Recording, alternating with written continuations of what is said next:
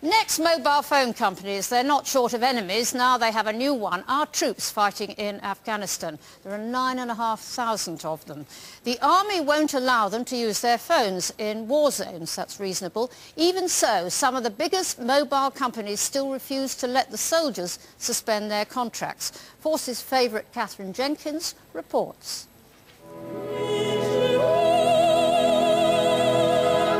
3,000 miles from home, in the searing heat. It's tough on the front line, even if they can make it look fun. Soldiers can be sent out for months at a time, sometimes with just 2 days' notice.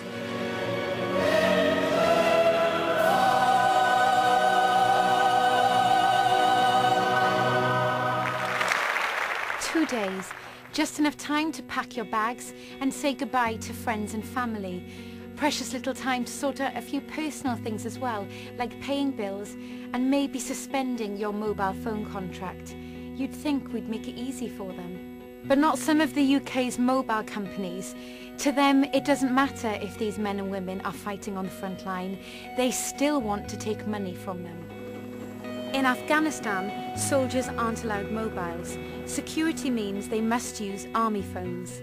So if you can't use your mobile, why pay for it? It was something that just shouldn't have been an issue.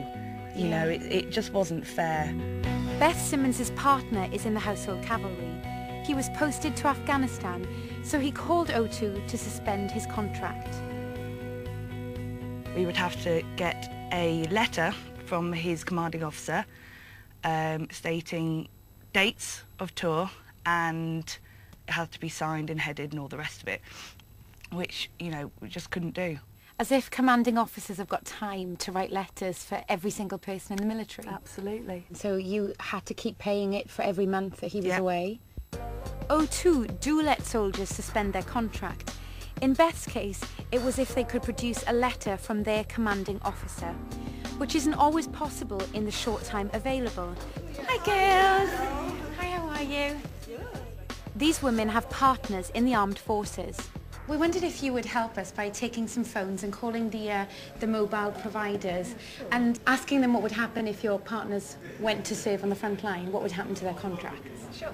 So how do the mobile companies compare? Just a quick query. My husband is in the British Army. He's being deployed to Afghanistan anytime soon. While he's away, are you able to suspend the contracts or he's not able to use his mobile out there? Would that information need to come from, say, his commanding officer or anything? Penalty charge. What do you mean? You can't suspend it. Is there anything else that he can do?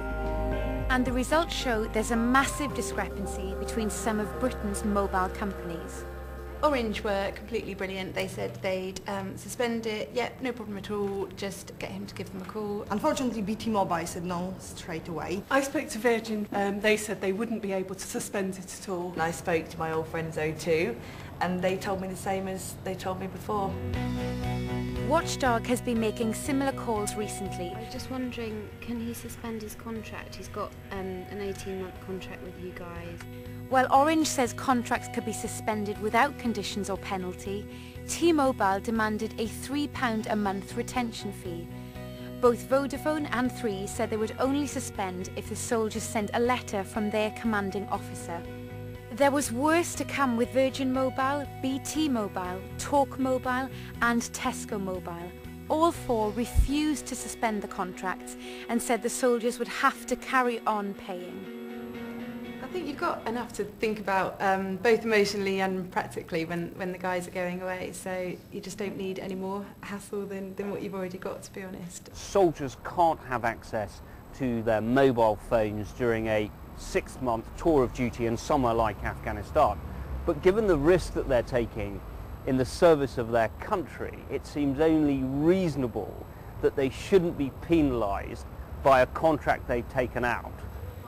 We've seen how some companies continue charging and how others want proof of employment, but one company demands more. If soldiers want to suspend their contract with O2, then they need to provide them with confidential proof of deployment.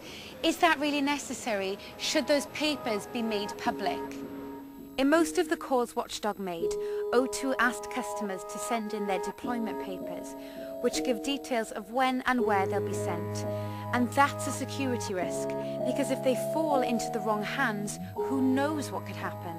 If they were to send information like that, they would be in serious trouble. It's obviously strictly confidential. It changes all the time, so it can never really be accurate information, even if they were to get it.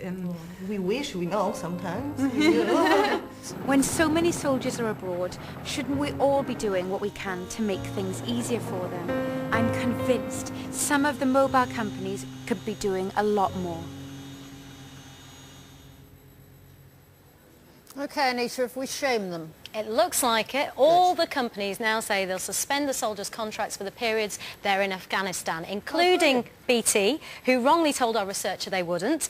T-Mobile and Talk Mobile will do it free of charge. Good.